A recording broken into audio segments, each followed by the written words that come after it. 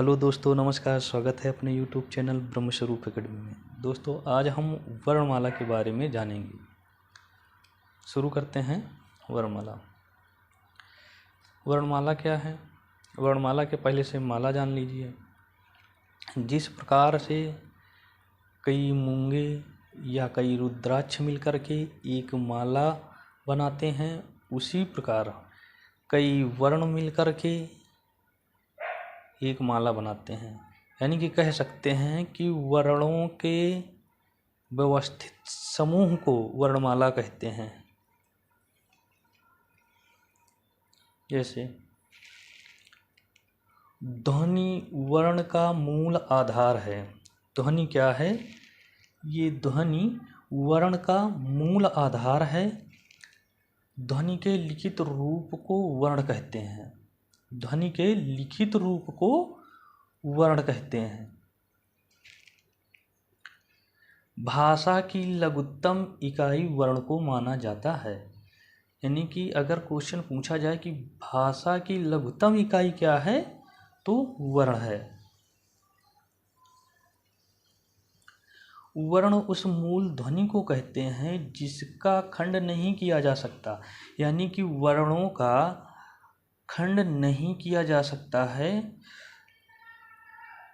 वर्णों के उच्चारण इस समूह को वर्णमाला कहते हैं। उच्चारण समूह को, यानी कि जो उच्चारण वर्ण का जो उच्चारण कहते हैं, उन्हें वर्णमाला कहते हैं। वर्णों के व्यवस्थित समूह को वर्णमाला कहते हैं।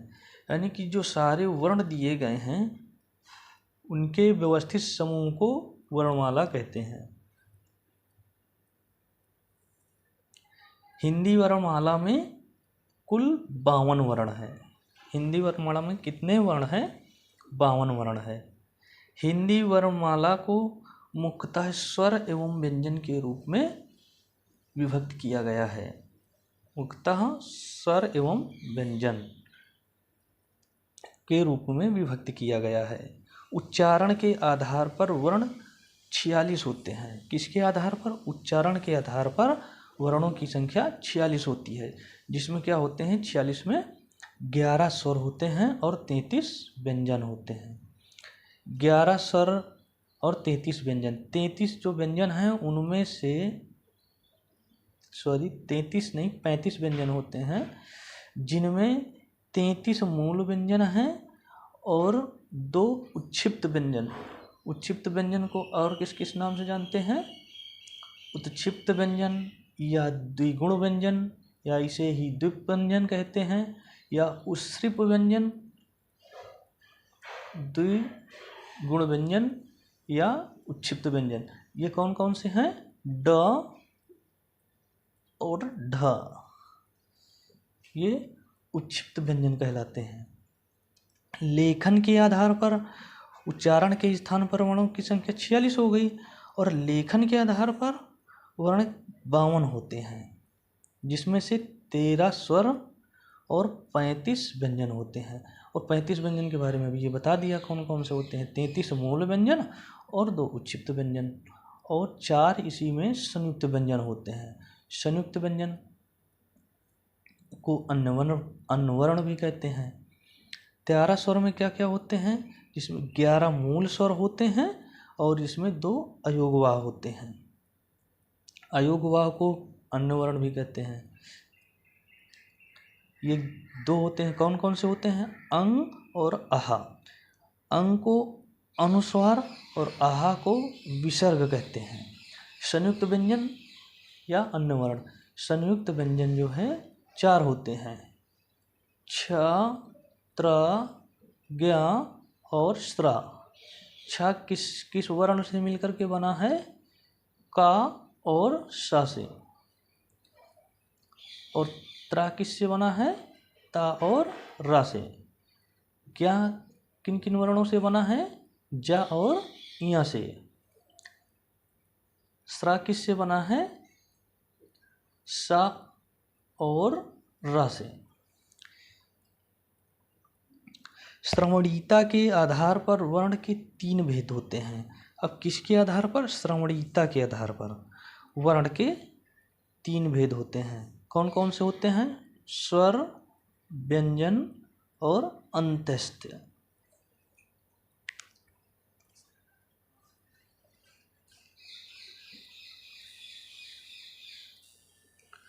दोस्तों, ये जितने वर्णमाला में ये पॉइंट बताए हैं, ये सभी किसी न किसी एग्जाम में पूछे गए हैं।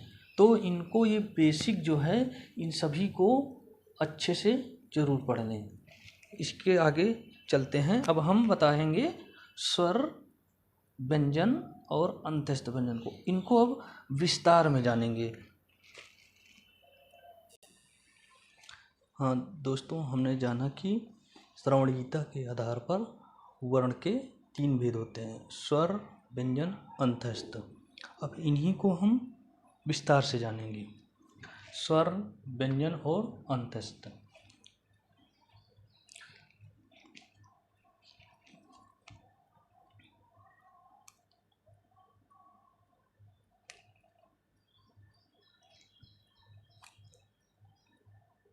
वर्ण के 3 भेद हो गए, स्वर, व्यंजन और अन्य वर्ण या संयुक्त अक्षर। स्वर को देखेंगे। स्वर कितने होते हैं? 13। स्वर को भी 2 भागों में बांट दिया गया है, मूल स्वर और अयोगवाह या अन्य वर्ण। तो मूल स्वर कितने होते हैं? 11 होते हैं। मूल स्वरों की संख्या 11 होती है। और अन्य वर्ण आ जाए या अयोगवाह आ जाए तो अयोगवाह की संख्या 2 होती है।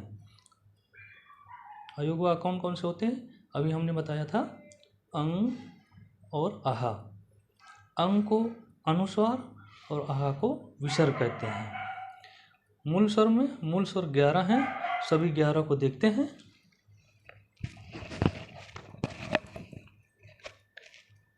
ह्रस्व स्वर 4, दीर्घ और प्लुत या त्रिमात्रिक। तो ह्रस्व स्वर में कौन कौन से वर्ण आते हैं? आ, ई, उ और री। दीर्घ स्वर में 7 आते हैं, 7 वर्ण आते हैं। पूर्ण दीर्घ 3 होते हैं और संयुक्त दीर्घ 4। पूर्ण दीर्घ में कौन कौन से आते हैं? आ, ई, उ। आ किन किन वर्णों से मिलकर बना है? आ और आ से मिलकर आ बना। ई और ई से मिलकर ई बना। इसी प्रकार उ और उ से मिलकर उ बना। संयुक्त दीर्घ में कौन कौन से आते हैं? ए, ऐ, ओ, औ। तो ए, आ और ई से मिलकर के बना है। ए और ऐ जो है कि आ और ए से मिलकर के बना है। ओ आ और उ से मिलकर बना है। औ जो है आ और ओ से मिलकर के बना है। प्लुत स्वर या त्रिमात्रिक, जैसे आ, ई, ओम। ह्रस्व स्वर में कम समय लगता है, इनको बोलने में कम समय लगता है, इसलिए इन्हें ह्रस्व स्वर कहते हैं।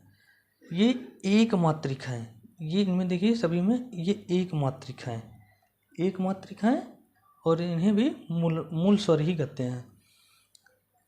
दीर्घ स्वरों में इनमें ह्रस्व की अपेक्षा दीर्घ में ज़्यादा समय लगता है, इन्हें द्विमात्रिक कहते हैं।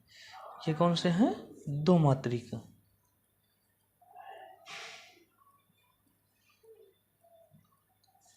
द्विमात्रिक इनको क्या कहते हैं? एक मात्रिक।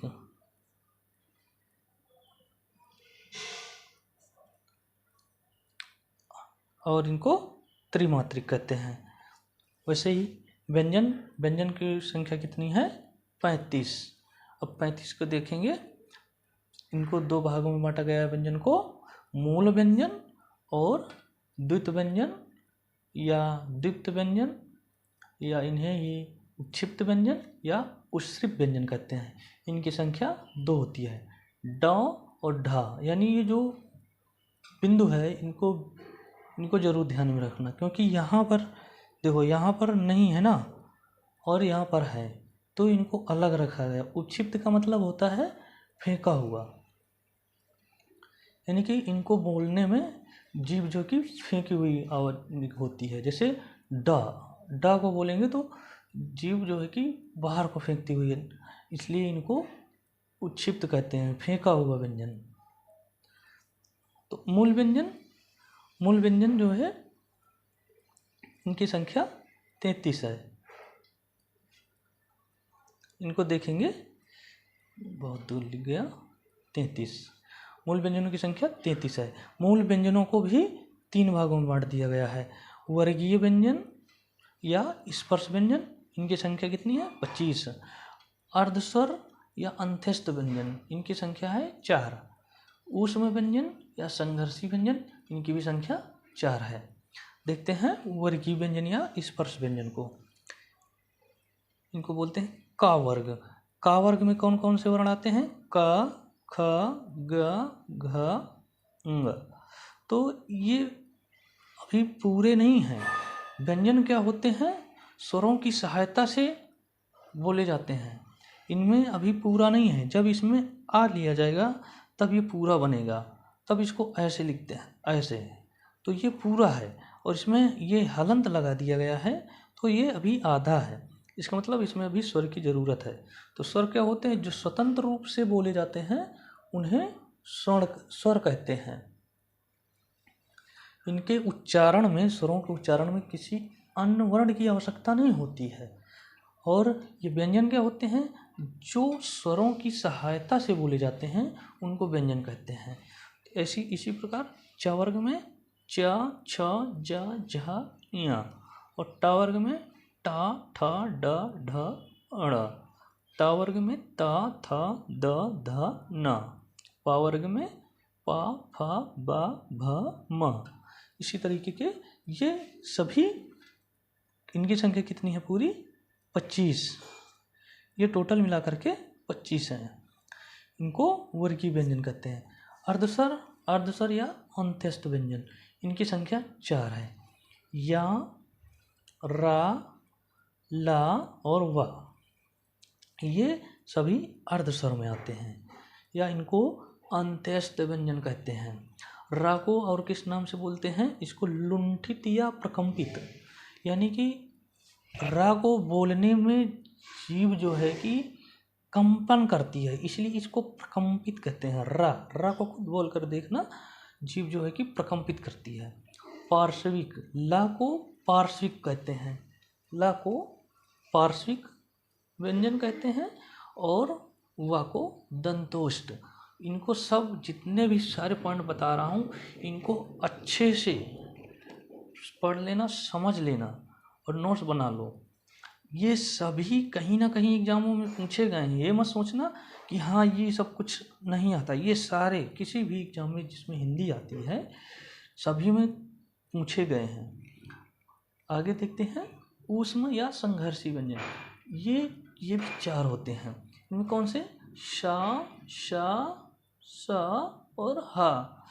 ये सा जो है कि तालव्य होता है। अभी आगे जब वर्गीकरण करेंगे इनका तब देखेंगे कि तालव्य कौन सा होता है, मूर्धन्य कौन सा होता है, दंत कौन सा होता है, दंतोष्ठ, ऐसे सभी को अभी आगे बताएंगे।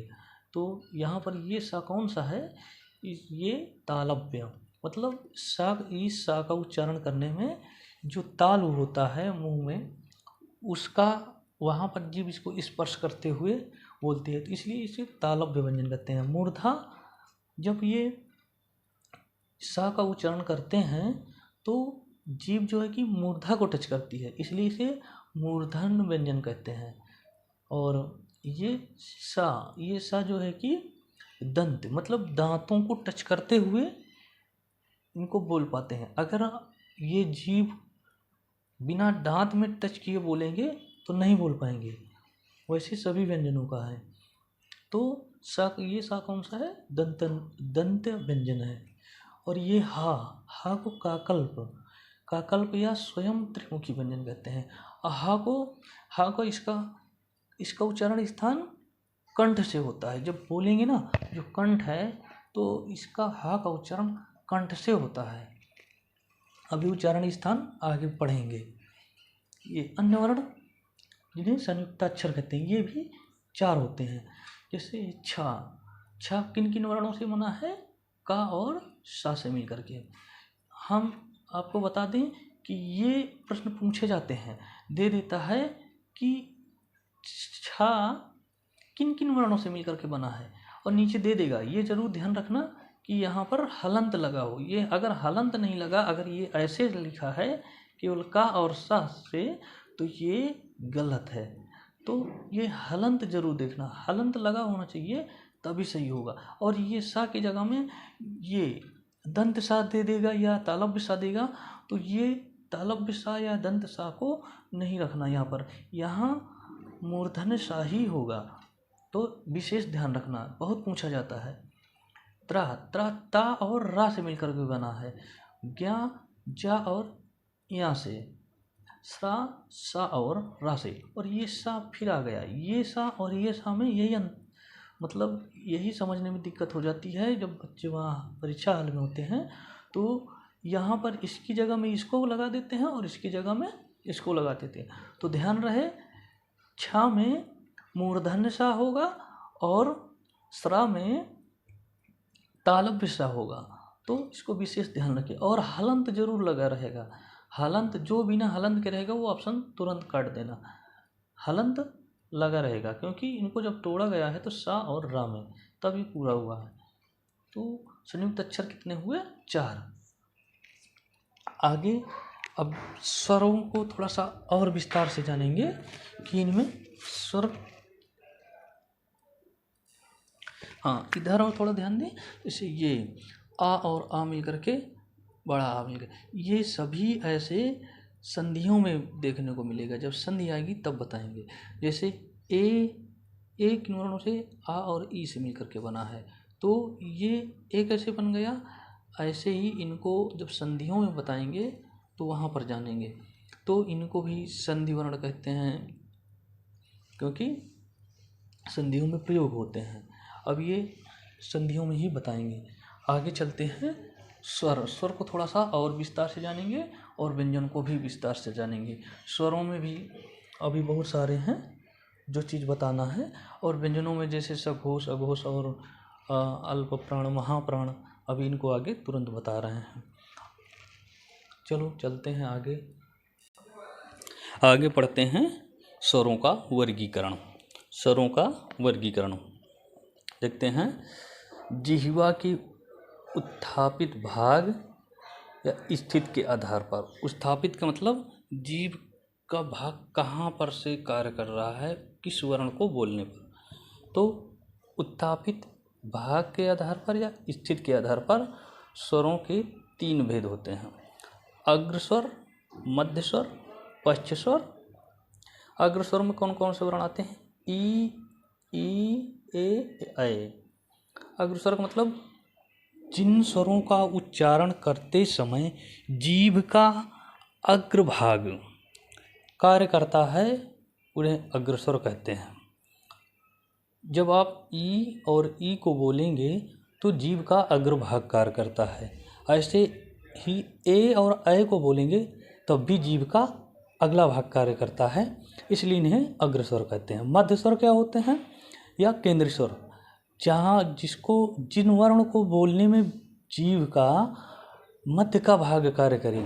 यानी जैसे आ को बोलेंगे तो आ को बोलने पर जीभ का मध्य का भाग कार्य करता है, इसलिए इन्हें मध्य स्वर कहते हैं या केंद्रीय स्वर।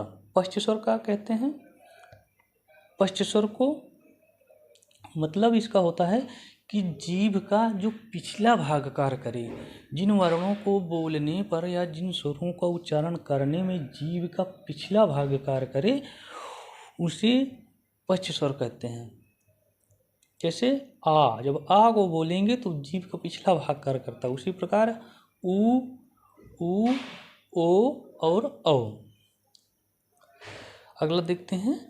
जीभ की ऊंचाई या मुख द्वार खुलने के आधार पर स्वर के भेद।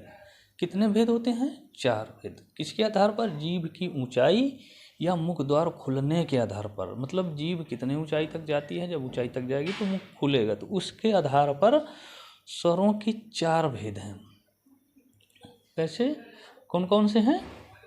विवृत, अर्धविवृत, संवृत, अर्धसंवृत।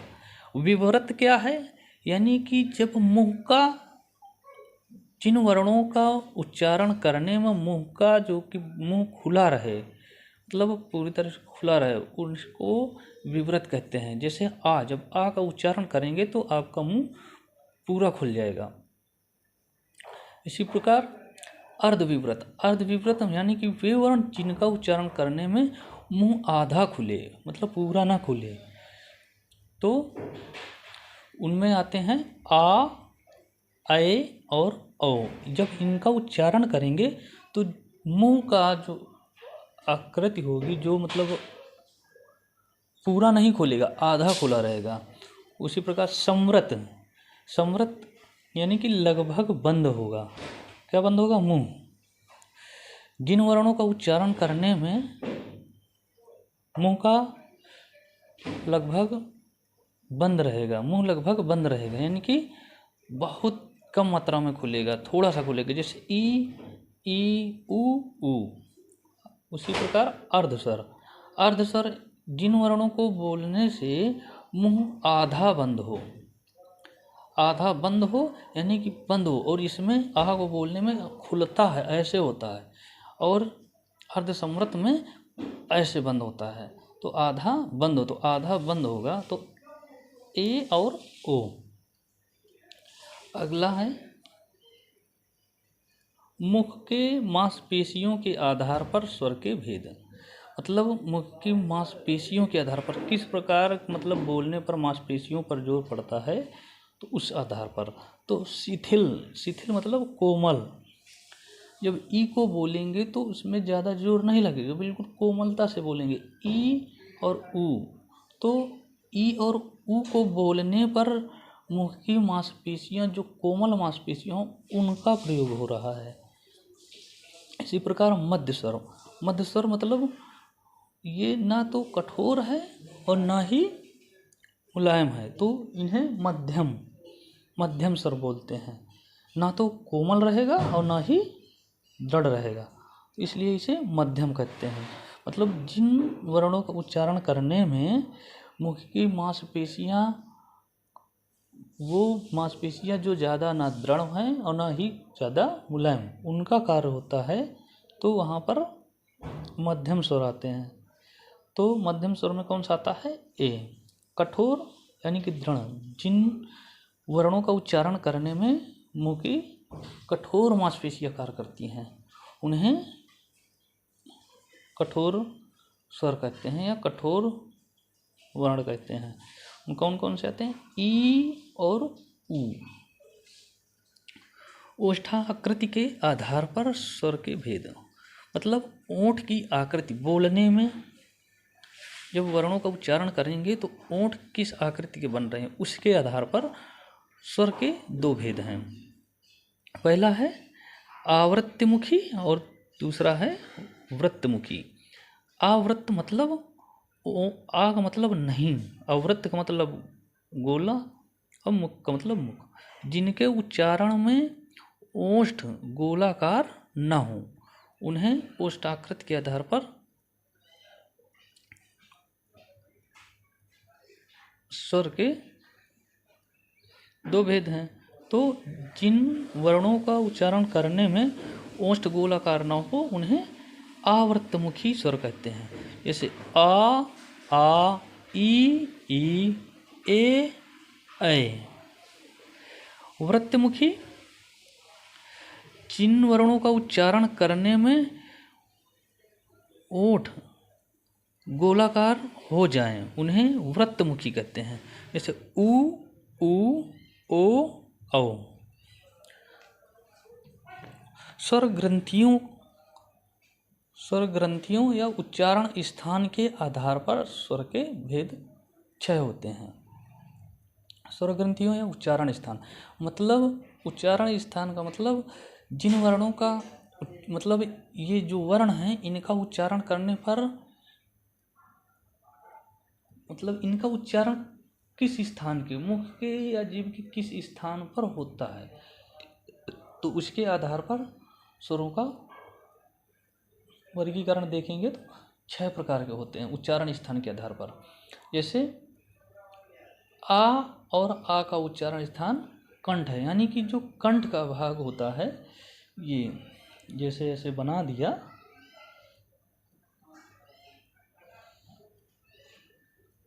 तो ये कंठ यहाँ से ये कंठ का उच्चारण स्थान ये यहाँ से होता है कंठ से। और तालु ये ऊपर यहाँ पर होता है, यहाँ पर तालु। जब मुंह खोलेंगे तो तालु का ऊपरी हिस्सा जैसे ई और ई, ये जो मुलायम भाग होता है इसे तालु बोलते हैं। तालु यहाँ पर होता तालु। जब मुंह खोलेंगे तो उंगली लगा के देख लेना। अयोगवाह 2 होते हैं, पहले समझ लेते हैं अयोगवाह है क्या। आ का मतलब नहीं, योग का मतलब साथ और वाह का मतलब साथी, अर्थात जो वर्ण साथ में रहे फिर भी उसकी गणना न की जाए, अयोगवाह वर्ण कहलाते हैं। अनुस्वार और विसर्ग, ना तो ये अनुस्वार और विसर्ग ना तो स्वर है ना ही व्यंजन है। ये किनके सहारे चलते हैं? ये स्वरों के सहारे चलते हैं और इनका प्रयोग स्वर और व्यंजन दोनों में होता है। किशोरदास वाजपेयी ने कहा है कि ये स्वर नहीं है और व्यंजन की तरह ये स्वर से पूर्व नहीं बल्कि पश्चात आते हैं, अर्थात ये जो अयोगवाह हैं स्वर के पूर्व में नहीं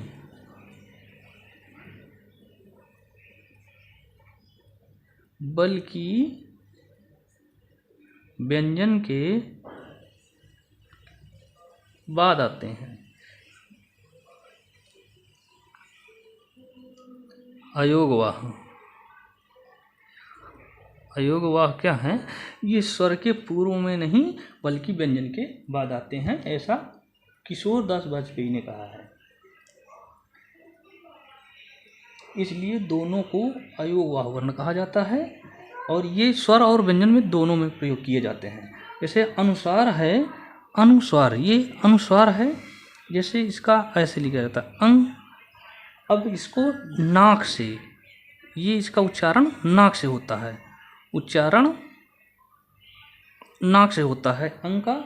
और ये जो अनुनासिक है ये इसका उच्चारण होता है मुंह और नाक से, मुंह प्लस नाक से होता है। और ये विसर्ग इसका उच्चारण कंठ से होता है, कंठ से।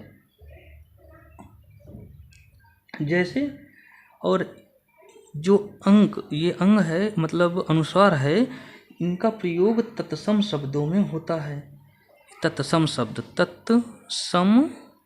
शब्द इनका प्रयोग तत्सम शब्द में होता है और ये अनुनासिक ये वाले अनुसार का प्रयोग तद्भव में होता है, तद्भव। अब जैसे और ये विसर्ग का भी प्रयोग इनका भी तत्सम में होता है, तत्सम में प्रयोग होता है। जैसे चंदन, चंदन हो गया, अंगन, और ये अंगना,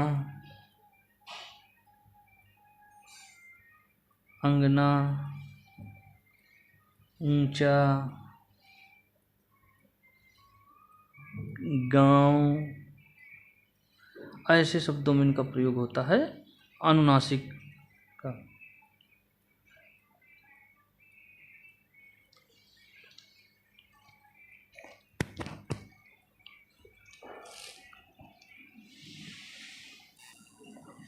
सभी स्वर क्या होते हैं?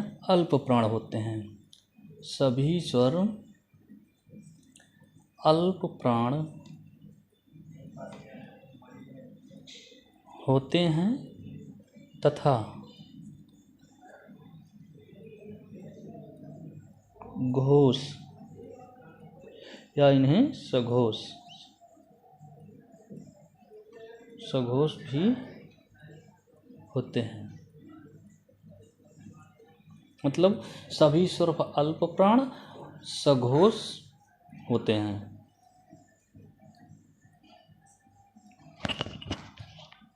आगे देखते हैं व्यंजन।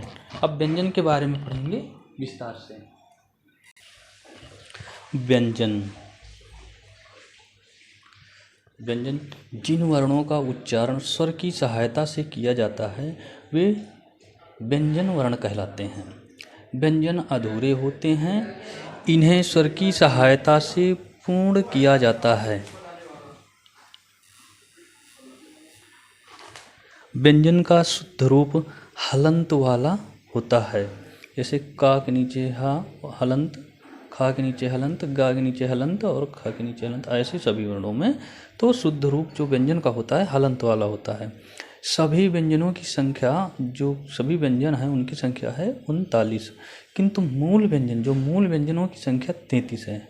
हमने बताया था आपको कि मूल व्यंजनों की संख्या 33 होती है। उच्चारण प्रयत्न के आधार पर व्यंजन के 3 भेद होते हैं। कितने भेद होते हैं? 3 भेद होते हैं। किसके आधार पर? उच्चारण के आधार पर। तो देखते हैं स्पर्श। पहला है स्पर्श व्यंजन या वर्गीय व्यंजन। इनकी संख्या कितनी है? 25 है। वर्गीय यानी कि का वर्ग, इनको वर्गों में बांटा गया है। का वर्ग, चा वर्ग, टा वर्ग, ता वर्ग, पा वर्ग, इसलिए इनको वर्गीय व्यंजन कहते हैं। जैसे का वर्ग में का, खा, गा, घा, अंगा, इनका उच्चारण स्थान कंठ से होता है। चा वर्ग में कौन कौन से थे? चा, छा, जा, झा, इया, इनका उच्चारण स्थान तालु से होता है। और इन्हें चा, छा, जा, झा, इया को स्पर्श संघर्षी कहते हैं। टा वर्ग टा, ठा, डा, ढा, अड़ा, इनको उच्चारण स्थान मूर्धा से होता है। ता वर्ग का उच्चारण स्थान दंत से होता है। ता वर्ग में ता, था, दा, ध, ना आते हैं। पा वर्ग का उच्चारण स्थान ओष्ठ से होता है। इनमें पा, फा, बा, भा, मा वर्ण आते हैं। और ये जो वर्ण होते हैं पंचमाक्षर इनको कहते हैं। पंचमाक्षर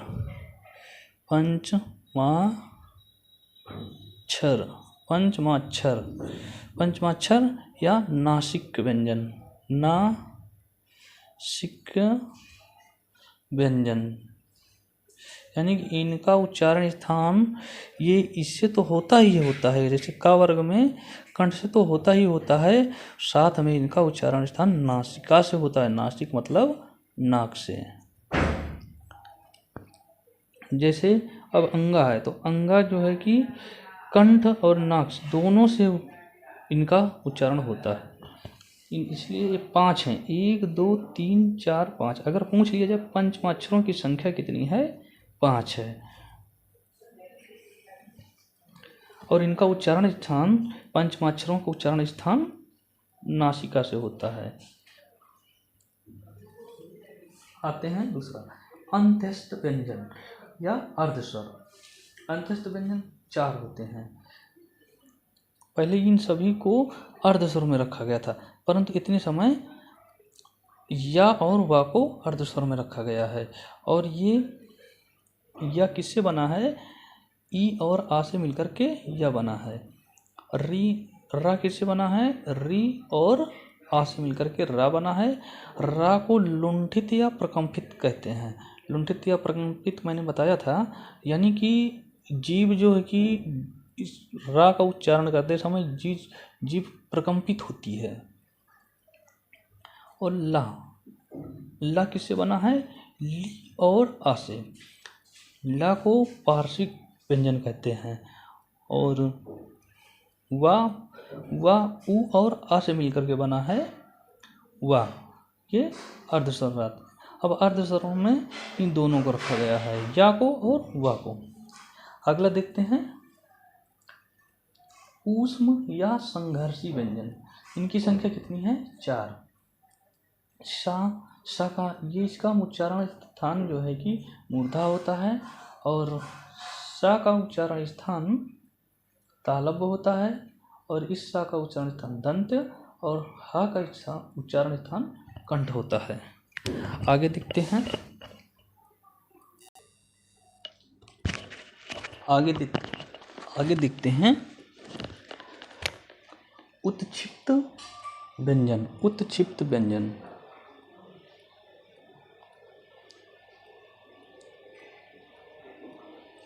उपक्षिप्त व्यंजन ये क्या होते हैं? उपक्षिप्त या इन्हें द्विगुण व्यंजन कहते हैं। द्विगुण व्यंजन। उपक्षिप्त का मतलब होता है फेंका हुआ, अर्थात ऊपर को फेंका हुआ। इनके उच्चारण करने में जीभ मूर्धा से छूकर झटके के साथ नीचे आती है, इसलिए इन्हें उत्क्षिप्त या द्विगुण अथवा उत्सृप, और इनको क्या कहते हैं? उत्सृप व्यंजन कहते हैं। उत्सृप व्यंजन कहते हैं। इनकी संख्या कितनी है? 2। कौन कौन से होते हैं? डा और ढा। इनका संस्कृत में अभाव है, परंतु हिंदी में यूज किए जाते हैं। कैसे? जैसे सड़क, तो ये सड़क यानी कि जीव जो कि उपक्षिप्त होती है, फेंकती हुई। सड़क मतलब जब ड़ बोलते हैं तो झटके से जीभ को उठाना पड़ता है, इसलिए इसे फेंका हुआ यानी उत्क्षिप्त मतलब ऊपर फेंका हुआ कहते हैं। जैसे सड़क, चढ़ाई, ये उत्क्षिप्त। तो ये व्यंजन ऐसे यूज होते हैं।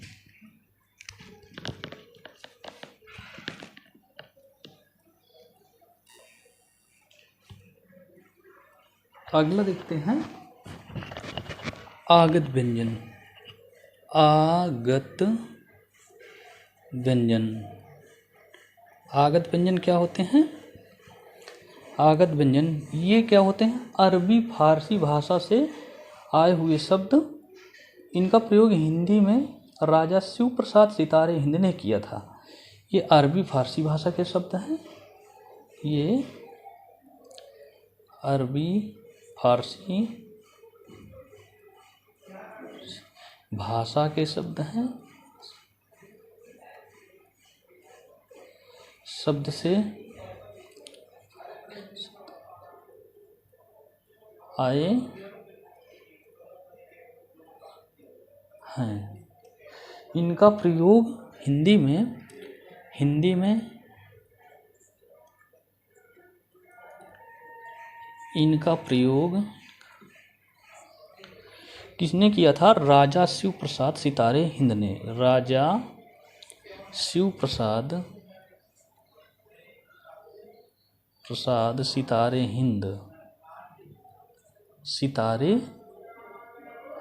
हिंद ने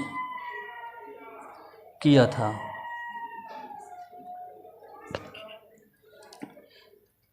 ये कौन कौन से वर्ण हैं? जैसे क, ख, ग, ख, ग और जा और फा। ये 5 वर्ण हैं। ये 5 हैं। इनमें ये जो लगा है ये नुक्ता बोलते हैं। नुक्ता ये शब्द आगत व्यंजन कहलाते हैं। शब्द नहीं, वर्ण। ये वर्ण सभी आगत व्यंजन कहलाते हैं। अब आगे देखते हैं स्वर तंत्री में कंपन के आधार पर।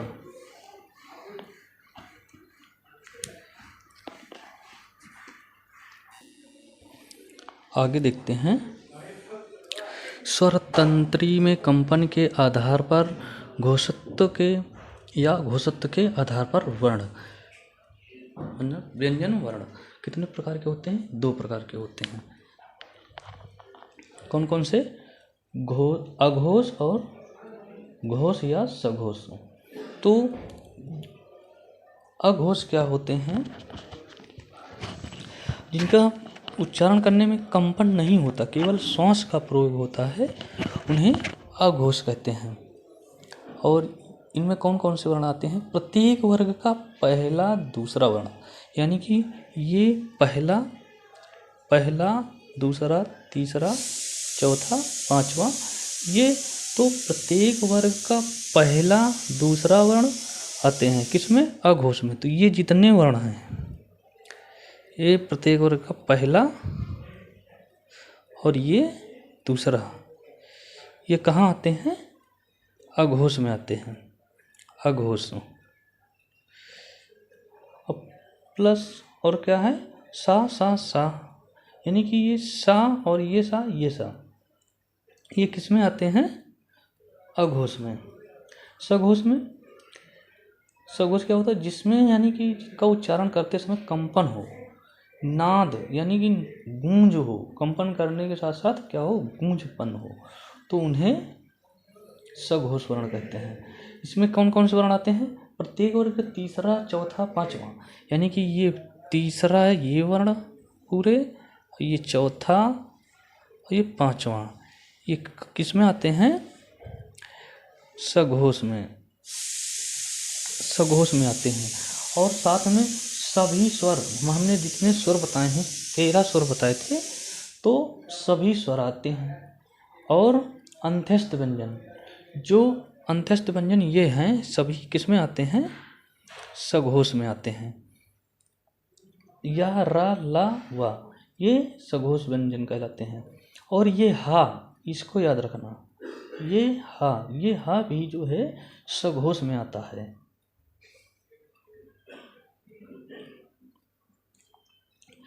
अगला देखते हैं, प्राणत्व के आधार पर वर्ण, यानी कि व्यंजन के वर्ण, व्यंजन के भेद, व्यंजन वर्ण के भेद कितने होते हैं? 2 होते हैं। कौन से? अल्प प्राण और महाप्राण। अल्प प्राण वो होते हैं जिनका उच्चारण करते समय प्राण यानी वायु का कम प्रयोग हो, उन्हें अल्प प्राण कहते हैं। और महाप्राण जिनका उच्चारण करते समय यानी कि जिन वर्णों का उच्चारण करते समय अधिक वायु प्राण की आवश्यकता, वायु या प्राण की आवश्यकता होती है, उन्हें महाप्राण कहते हैं। अल्प प्राण में कौन कौन से आते हैं? प्रत्येक वर्ग का पहला तीसरा पांचवा अक्षर, तो प्रत्येक वर्ग का पहला तीसरा और पांचवा ये क्या है? अल्प प्राण, ये अल्प प्राण। और प्लस अंत्यस्थ व्यंजन, ये अंत्यस्थ व्यंजन भी या रा ला वा क्या कहलाते हैं? अल्प प्राण कहलाते हैं। सभी स्वर, जितने स्वर आते हैं सभी अल्प प्राण में ही आते हैं। और पंचमाक्षर ये मैंने बताया, इयमंगणनम, मैंने संस्कृत में बोल दिया, ये मतलब अंगा, इया, अड़ा और ना और मा, ये क्या होते हैं? पंचमाक्षर, ये सभी 5 होते हैं। कितने होते हैं? 5 होते हैं, तब इनको पंचमाक्षर कहते हैं। ये किस में आते हैं? पंचमाक्षर आते हैं अल्प प्राण में। महाप्राण में प्रत्येक वर्ग का दूसरा, ये जो बचे हैं ये और ये चौथा, दूसरा चौथा किस में आते हैं? महाप्राण में आते हैं। महाप्राण में दूसरा और चौथा, प्रत्येक वर्ग का दूसरा अक्षर और चौथा अक्षर महाप्राण में आते हैं। ऊष्म प्लस ऊष्म व्यंजन भी महाप्राण में आते हैं। क्यों? क्योंकि इनको बोलने में ज़्यादा वायु की ज़रूरत होती है। सा सा सा हा, ये सभी क्या होते हैं? महाप्राण होते हैं। आगे देखते हैं दोस्तों, देख लेते हैं कि ये नोट में कि ये यानी कि ये क्या होता है? रेप। इसको क्या कहते हैं? रेप।